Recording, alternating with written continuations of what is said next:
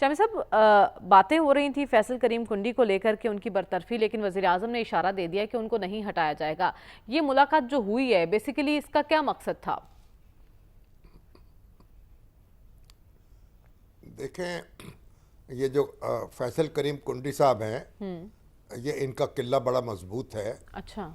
ये peoples party के मुकर्रर करदा गवर्नर हैं और पीपल्स पार्टी के साथ जो समझौता हुआ था, कोलिशन हुकूमत कायम हुई थी, उसमें खैबर पख्तूनख्वा की गवर्नरशिप जो है वो पीपल्स पार्टी को दे दी गई थी। यानी उसका नामजद करदा शख्स जो है वो खैबर पख्तूनख्वा का गवर्नर होगा। तो इसलिए इनको ऐसा नहीं है कि किसी सेक्शन अफसर की चिट्ठी जो है इनको इनके मनसब से हटा देगी।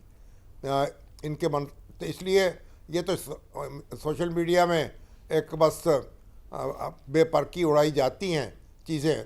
तो ये भी उड़ा दी गई कि जनाब वो तो उनको लाले पड़े हुए हैं और इसलिए वज़ीर आज़म से मुलाकात हुई है।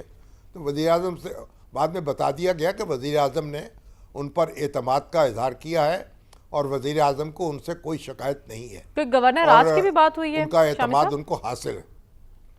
हाँ, ये गवर्नर राज ज़रूर डिस्कस हुआ होगा। यानी अमीर मुकाम भी वहाँ मौजूद थे, मुबशर इकबाल भी मौजूद थे। अब अमीर मुकाम जो हैं वहाँ KPK में मुस्लिम लीग नून के करता धरता हैं और फिर वज़ीर भी हैं।